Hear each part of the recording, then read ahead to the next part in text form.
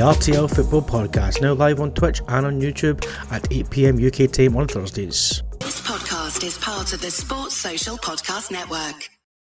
We'll now move on to our subject of the week, which is the future of the English national team, and we have a video from our very own Chris to show you.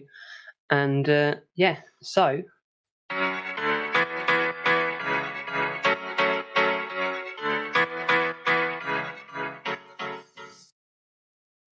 Chris's tactical breakdown. So we will now show you a video of Chris breaking down the England national team versus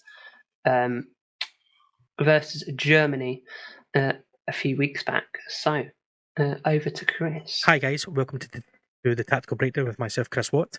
Today we'll be discussing the recent formation and tactics that Gareth Southgate implemented against Germany in the recent 3-each draw with Germany in the final Nations League group game. Gareth Southgate implemented a 5-2-2-1 formation, or for olden times a 3-4-2-1. When with Nick Pope in goal, Eric Dyer, John Stones, Harry Maguire, Luke Shaw, Reece James, Jude Bellingham, Declan Rice, Phil Foden, Raheem Sterling, and Harry Kane up front. So when you look at it on paper, solid team, okay in the midfield, and great going forward. The thing that I can see that I personally don't think Gareth Southgate knows his ideal starting 11. I don't know if that's confidence in certain players, or if he's too loyal to certain players, such as Harry Maguire and Luke Shaw.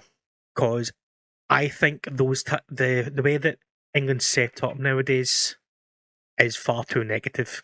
You've not got that attacking threat that you used to see week on. So when England got together, they used to blow away teams for fun.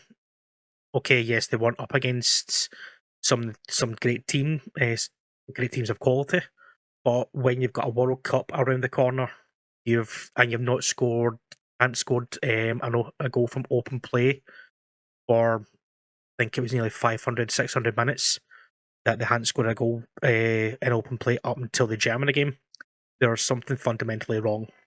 And is that the tactics? Is it the personnel? Is it the manager? It could be a combination of all three, if you think on it.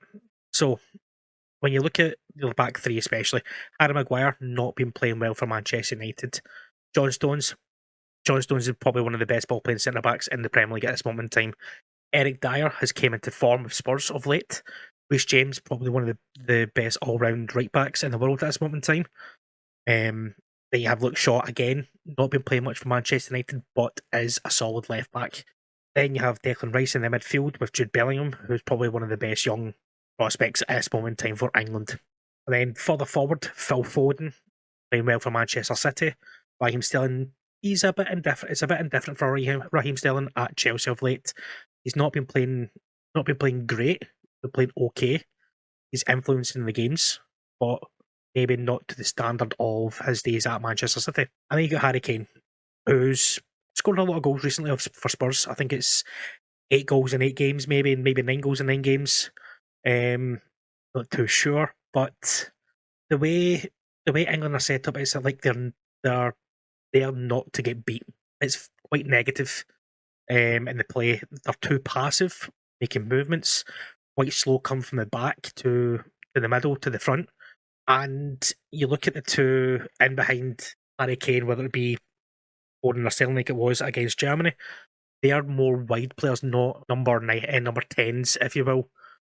They're two more wide players, because Foden plays for Man City out in the wing, out in the left hand side. Sterling can play right across that front line, as he has done for Manchester City and now of Chelsea. Then you've got Harry Kane. Harry Kane, who is probably one of the best strikers in the world. But of late, I've noticed it for for Spurs and recently England. He's not staying further forward as a striker should do. Is that down to Southgate's telling him to drop into midfield, try and influence the play, to allow Foden and Sterling to kind of try and beat the lines? when you're a striker, you should be playing up top, not dropping into midfield, going out wide. When you're quite tall like Harry Kane is, and who's good with the ball at his feet, and if it gets knocked into him, you should be there to hold it up, play it off them, make movements off them, so that he can bring other players into play. It feels too disjointed from my point of view, and you've seen that against Germany in the first half, especially. There was no real kind of movement with the likes of Sterling and Foden and Harry Kane up front. Second half, when they brought on likes of Mason Mount and Jack Grealish, things started to change when they brought off Sterling and Foden. So, is it a mentality thing? Is it like I said? Is it personnel? Is it Gareth Southgate? We don't know. It could be a combination of all three. So, how does England change that? They change the formation, they change the personnel, do they change the manager? A lot of England fans have asked for Gareth Southgate to be sacked or to leave his position as England manager, but why would you do that just before a World Cup? Now, if there's anything else you'd like me to cover on the podcast, or have a chat with regard about the formations, drop us a line on our Discord, or come into the chat on a Thursday night, 8 PM, on Twitch and on YouTube, and have a chat with us. Thanks for listening, and thank you very much for. So that is Chris's tactical breakdown. And we couldn't tell that Chris likes Chelsea or not. Yes, I hope you liked it, guys. It's a new segment that we're going to add in where we use FM to show real life tactics of managers in real life situations. So that goes into our news next subject, which is the future of the England national team. So, Gormy, did you want to break down what the little video Chris just done for us, and then we can go into the debate? Well, I mean, I agree with everything that Chris brought up, and how he broke it down was perfect. I think, Chris, you're the perfect man to break down what you just talked about. And if you think there is a different system that Southgate could implement to truly get the best out of the English national team. Me personally, and as you can tell, I don't know if it gives away my Scottish accent or what, but the thing is, I like to see attacking football. I watched the game of Jono, the 3-each game against Germany, and I couldn't believe how slow the play was. You don't need three centre backs unless you're confident to play with your two wingers, so your two wing backs, whether it be James or Chilwell or Trent Alexander-Arnold or Luke Shaw or whoever it is, or Trippier if he is ever fully fit for England. But the midfield is the big issue for me. I think you drop one of your centre backs out, either be Maguire or Dyer, one of the two of them.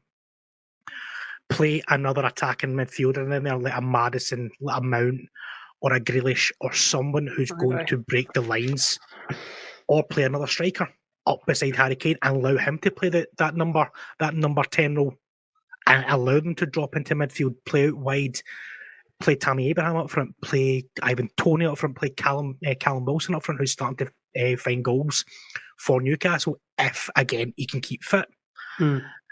But the thing that would irritate me from being an England fan is Southgate himself.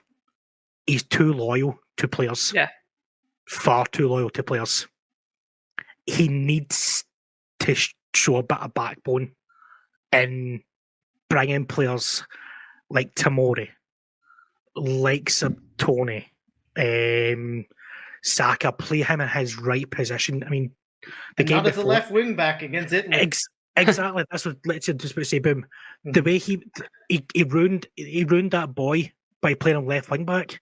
I mean, when in his puff has he ever played left wing back for Arsenal? Never. No. The thing is, see, I don't know about yourself, Jono, and I don't know about yourself, Gormy. Regarding about the English national team, do you think Southgate's the right man for that job going into the World Cup? No, I don't. I think that if the U.S. are at their best ability, the U.S. can beat England. I think if Wales is at their best ability, Wales can beat England.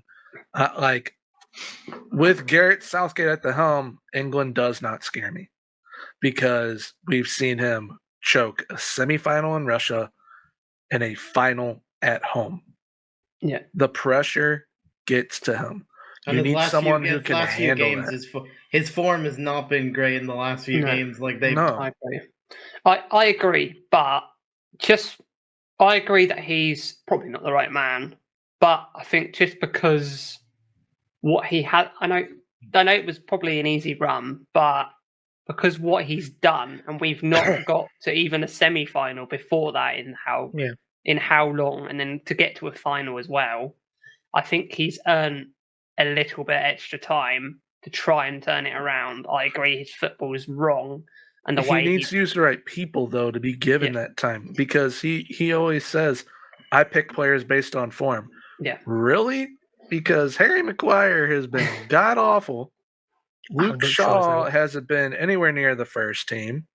I mean, Fikayo Tomori should definitely be given a chance. I mean, yes, he did get a red card against Chelsea, but I mean, don't hold that over the kid's head, because I guarantee you Southgate was at that game.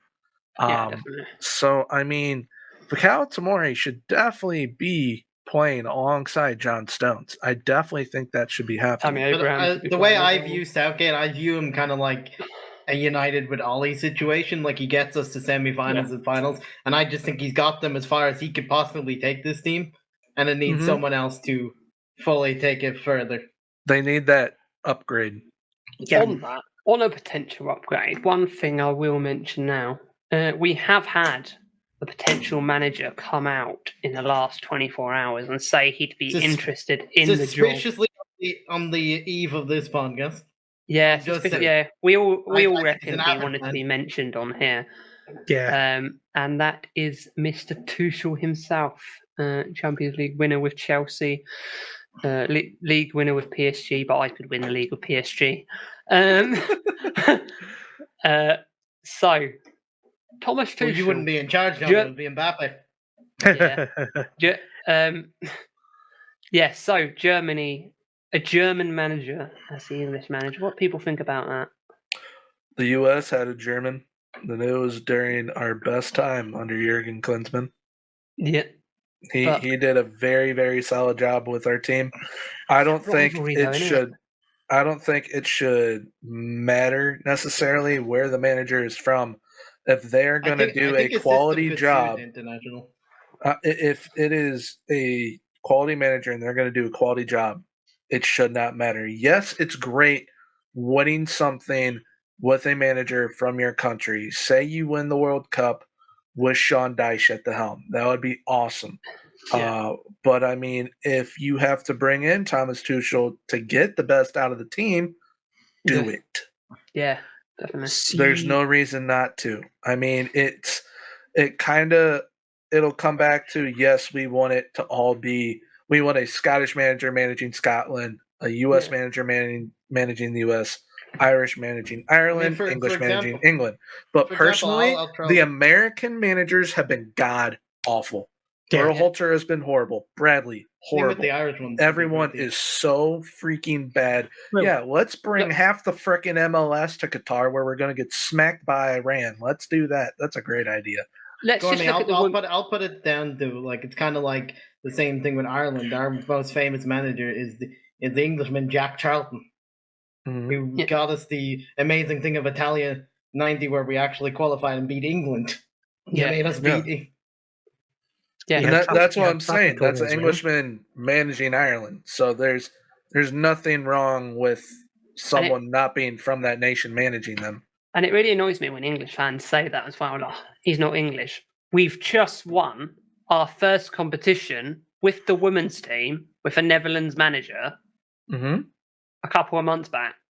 Yeah. With a Netherlands manager, won our first proper competition in how long? Yeah, exactly. I suppose. Yeah. I mean, see, like I kind of said in that kind of wee breakdown there, Tuchel's tactics at Chelsea would suit England right now at this moment if they play a 3 at the back. Because if he played with Chelsea with a 3, 2 wing backs, 2 kind of holding midfielders, and maybe 1 holding midfielder, and 2 attackers, and then you had your kind of 1 or 2 up front, with it being Havertz and at that time, what's his name? Jesus Christ! Havertz. I was just Havertz. That's right, just Havertz. Because I was about to say Jesus is Brazilian. Yeah, he's Brazilian. He's Brazilian. He tried it with Rom and Timo with him at some points. Yeah, I didn't know. This happens. Here's another one. Here's another person who said they wouldn't mind doing the England job. Jose Mourinho. That dude, that would be awesome, but also comedy gold. Oh yeah. All the time. It would be fantastic. One thing is England fans hate him now. But he's been chased out of this. I can't see him getting another job in England. Really. Would Thomas Tuchel think about it from the perspective of he's fresh out of that Chelsea job. Say things don't go right at the World Cup and Southgate is sacked. They bring in Tuchel. He already knows how certain players play. He basically knows how all the Premier League players play. Yeah. Oh yeah. So he would know how to get the best out of them. He knows Reece James. Like Reece, how's it going? Yeah, Reece. Reece, Mason Mount, Tammy Abraham, Chilwell as well. England. Yeah, Chilwell. I'm going to mention 2 people here. The first one I will mention: have England missed the boat with Graham Potter? Yes. I personally don't think he is meant for international management. I think international management is the last thing that you do managerial-wise. I think that is like your last step. Like you manage club, and then like when you're done managing club, you're like, all right, yeah, let's dip my toe into international management. There is rumors that the England do also want Eddie Howe at some point. I think Eddie Howe, I hope never leaves Newcastle unless they mutually part ways. That was the other guy I was going to mention, and that is Eddie Howe. I think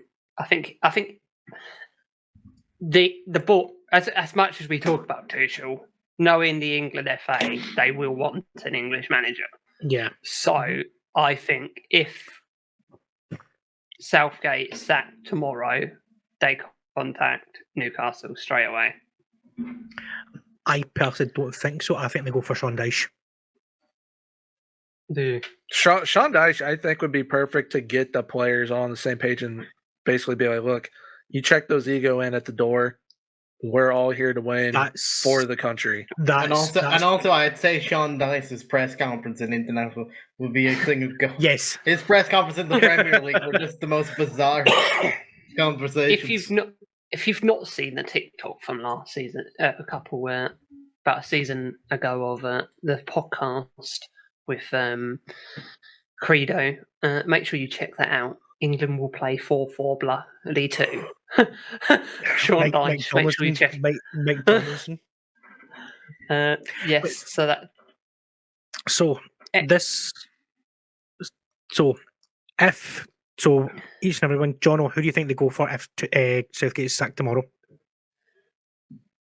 I'd like to say Tuchel, but I say they contact Eddie Howe. Gormy? I'm with you on Sean Dyche.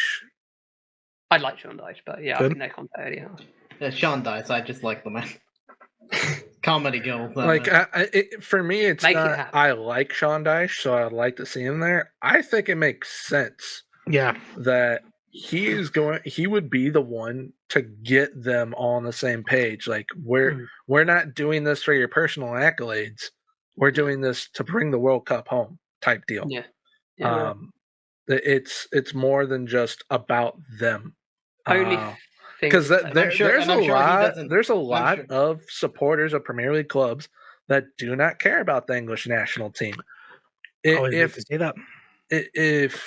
you had the players care about them separately, because there was always having Frank Lampard, Stevie G, all these players with massive rivalries in the Prem, they bring that with them to the national team. It's going to be there.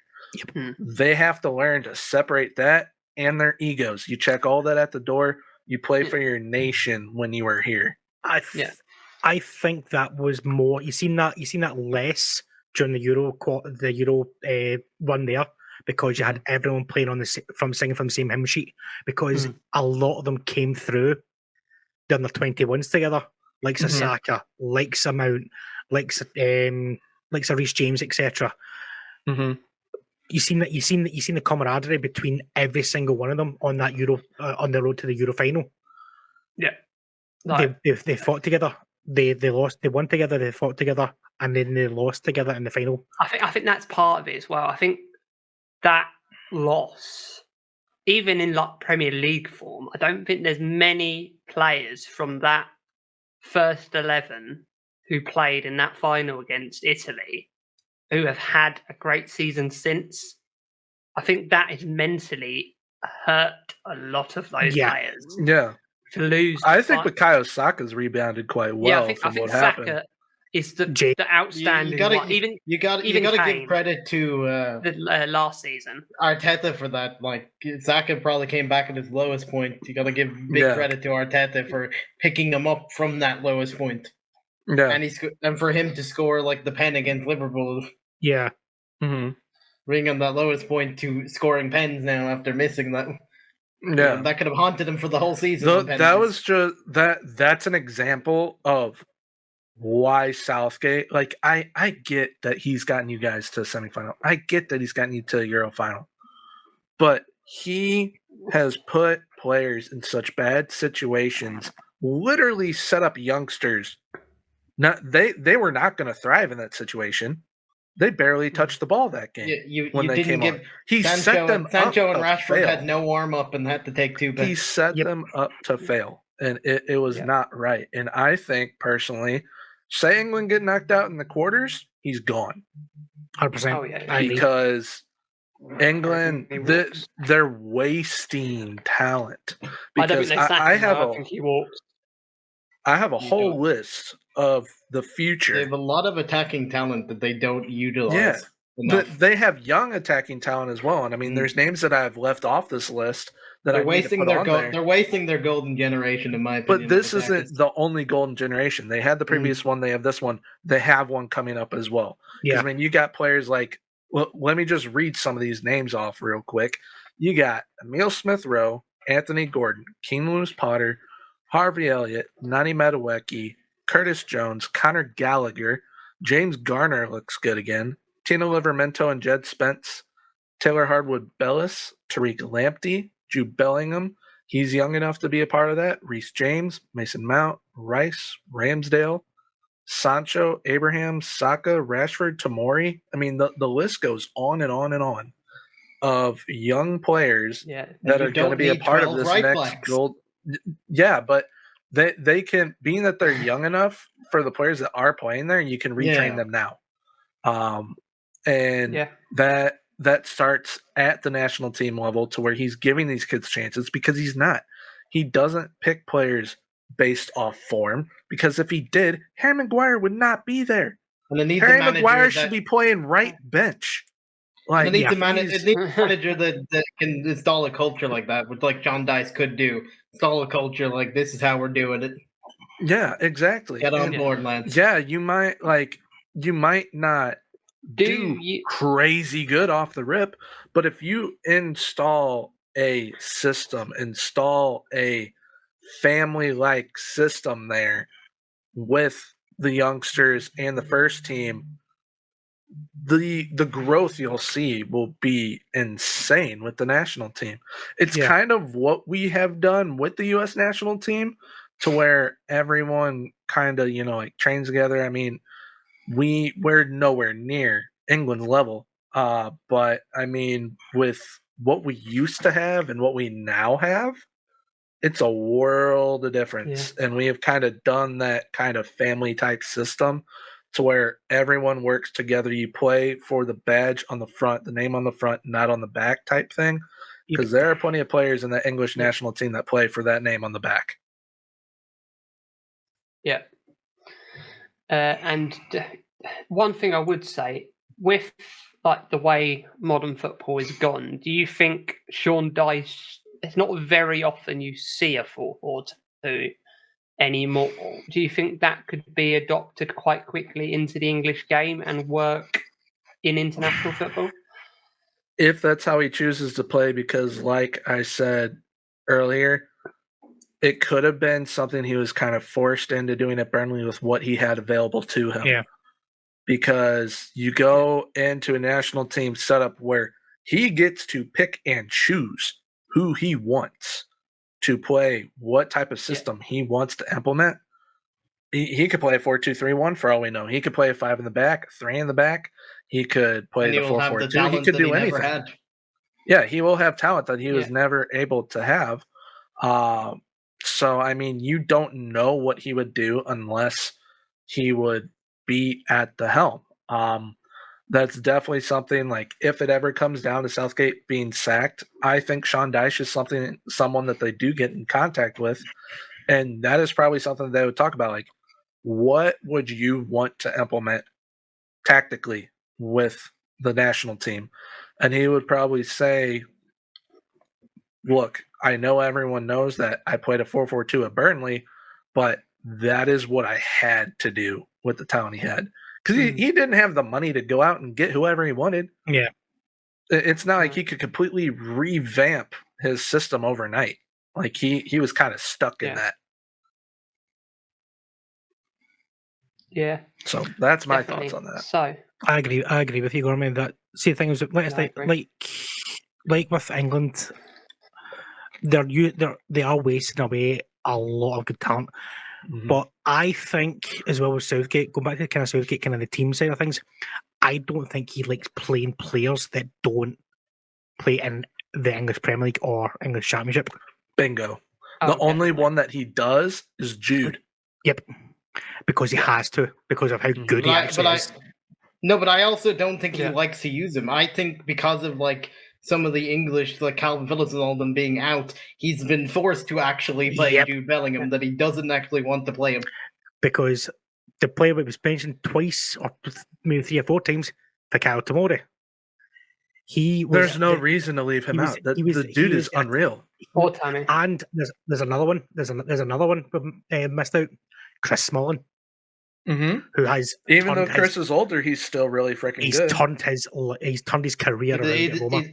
He deserves a chance in the squad. Yeah, because so if you're calling up Harry Maguire, who's barely kicking the ball for United, you're losing out in two guys playing at a very good level under one of the best managers in the world, Mourinho. Mm-hmm. You're losing out to him and Tammy Abraham, and then you're losing out on Fikayo Tomori, who's under the tutelage of probably the greatest ever Italian defender, and Paolo Maldini at that club. Like, there's no reason not to give them chances. It's like so how I feel that Greg Berhalter does with the U.S. is he's a U.S. manager. He's always here at home. So what's he watch all the time in person? The MLS. What is literally like all of our U.S. national team, majority of it, including the bench, MLS. Southgate lives in England. What is the entire national team besides Jude Bellingham from? The Premier League. Yeah. Yep. It goes hand in hand. I mean, it's the same. I'll bring up my hometown team, the St. Louis Blues in hockey. Our GM is Canadian. We won the Stanley Cup with 18 Canadians out of 21 players. It's insane. Yeah. So, like, people, when they're used to something, it probably wasn't like out of 21 players, but it was a lot. Yeah. But when people are used to something, they're going to repeatedly go back to it, even if it is not the right thing to do and will hold them back. It's a mindset. It's a mindset thing. I mean, Scotland done it for a long time. From my point of view, they had a lot of players who played in the SPFL. I mean, the SPFL is not the greatest leagues, and I'll hold my hands up. I am a big advocate of it. But see now that the game against Ukraine the last time, and against Republic of Ireland, only 2 of our players played in the Scottish Premier League. Every other one of them played either in the Championship of England or the Premier League in England. Mm-hmm. That was never heard of maybe 10, 15 years ago. We had maybe one or two, but now the majority of our Scotland squad are playing either Champions League football for a big club in England or a reasonably sized club in England, either being the Championship or Premier League. That was never heard of because we got a mindset that we've got our players that we can rely on. We know the players that we can call upon. So do England, but they choose not to. Mm-hmm. That's the thing. They choose not to, and it's a shame because England have got such a depth. It's scary how much they've got depth-wise, and you just kind of you didn't scrape the bottom of the top of the iceberg with the depth that they've got. Because they have youngsters that can play. Yeah, like they have whether it be up top, like someone like Liam Delap, give him a chance. Like if you're not wanting to play Tammy Abraham because he's playing over in the Serie A, Liam Delap is a Manchester City product. Play him up top and see what he can do with Harry Kane. Yeah. Like there are, even if you're not wanting to give opportunities to the kids that are playing abroad, give it to the ones that are at least at home, because he is playing these same people over and over again, and it's not working. Yeah, you got to the final in the Euros, but is the Euros as hard as the World Cup? No, because you have to play against likes Brazil and Argentina there. Yeah, like it's not like the Euros are still insanely hard. That is the hardest international tournament after the World Cup, but getting to the final in that is like getting to a semifinal in the World Cup, in my opinion. So basically you could say, all right, he's been to 2 semifinals, World Cup wise, choked both. Yeah. So, I mean, this time around, third time's the charm. Hopefully he gets to the final of the World Cup and makes something happen. But if he does what I think will happen and get to the quarters, he's gone. No matter, we'll give him the benefit of the doubt. People are seeing in that it is broken, even in it's not being fixed. Even in that run, and nothing against both of the players, they played really well in Declan Rice and Phillips. But why play two holding midfielders like that? Yeah. Why? But why not? That is prevent offense. Yeah, he's playing prevent defense, which prevents offense. So I mean, it's exactly the same as Ollie playing Scott McTominay and Fred last season. Yeah. I mean, it's like I said in the video there. It's a team they are not to get beat. That is exactly what Southgate's doing. Yeah, he's going in to not lose. But what I look at it like, against lower down teams, you don't need to play like that. I can understand playing like that if you're against like France. Yeah. I mean, see the Euro final against Italy. They could have won that if they actually went for it and not but they did. The two holder midfielders. Play another striker up front. Chris is right. They could have easily with the fans behind them. Yep. If you went for it, you could have easily won that. Yeah, and already going 1-0 up in the beginning. But what did they do after they went 1-0 up? All right, we're going to defend, boys. We're going to defend. They done the Italian way. They go 1-0 up, sit back and defend for your lives, guys. But that Italian team, don't get me wrong, that Italian team played out their skins. Yeah. But see another thing as well. See, we're talking about players that didn't get a game. Sancho was exactly the same when he was at Dortmund. Didn't get a shout. Yeah. Did not get a shout. I think Sancho played plenty at Dortmund. Sancho was no. For England. Oh, for England. Okay.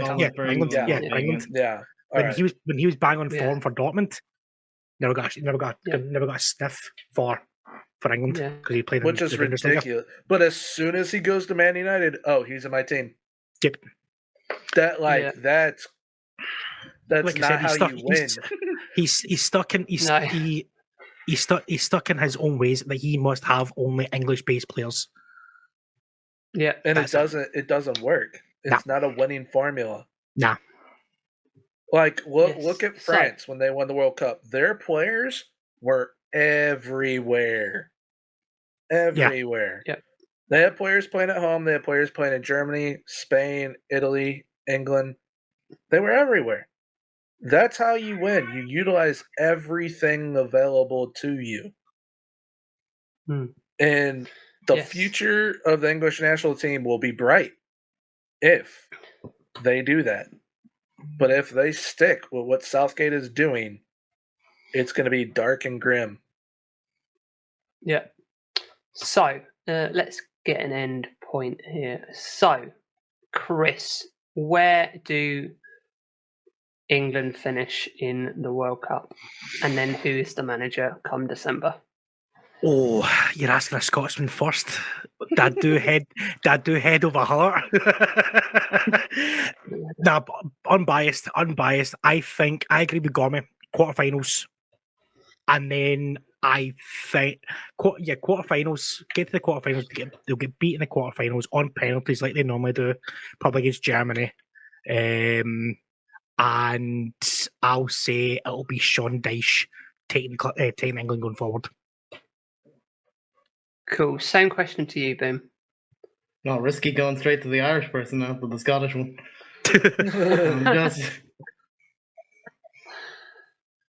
I'll say you'll do good to get to the quarterfinals. I just think there's so many other teams in this World Cup that are just so much better than England at this moment. FM Hub in chat, not Tuchel. Yeah, we spoke about Tuchel. It would be good, but we think they'd go for an England manager just because that's what the FA are like. I'll be impressed if they go for Tuchel, but I don't see it happening. I think they go quarterfinals if the FA want an English manager, it's Sean Dyche. If not, then I do think that Thomas Tuchel is the guy because he is so familiar with everyone in that team that at least plays. Yeah. But if he is able to have a national team pool at his disposal, then you can probably see a lot of other players playing because he knows quality when he sees it. That's one thing that I don't think Southgate sees because he would rather have Harry Maguire over for Kyle Tomori.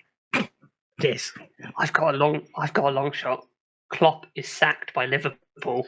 Shut up, England manager. No chance. Stop talking. Stop talking. There's more chance of Ole Gunnar Solskjaer becoming England manager than Jurgen Klopp. Listen, it's okay, FM Hub. As an Irishman, I'm proud that you're in the pub.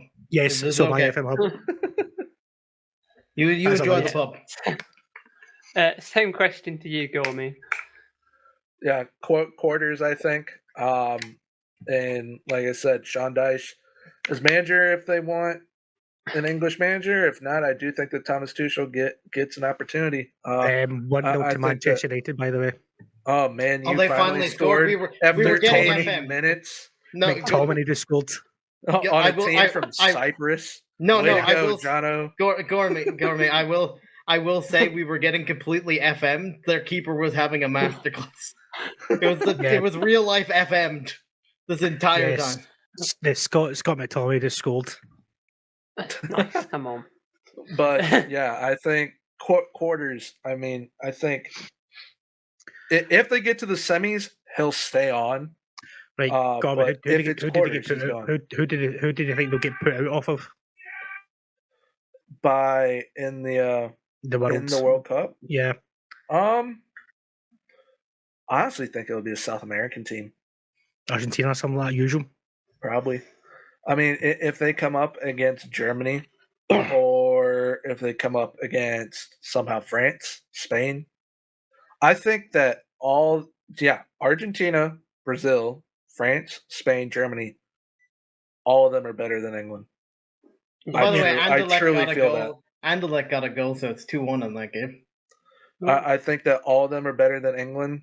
England would have to really go for it off the rip, get up by 2 goals, and then sit back to beat any of those 5.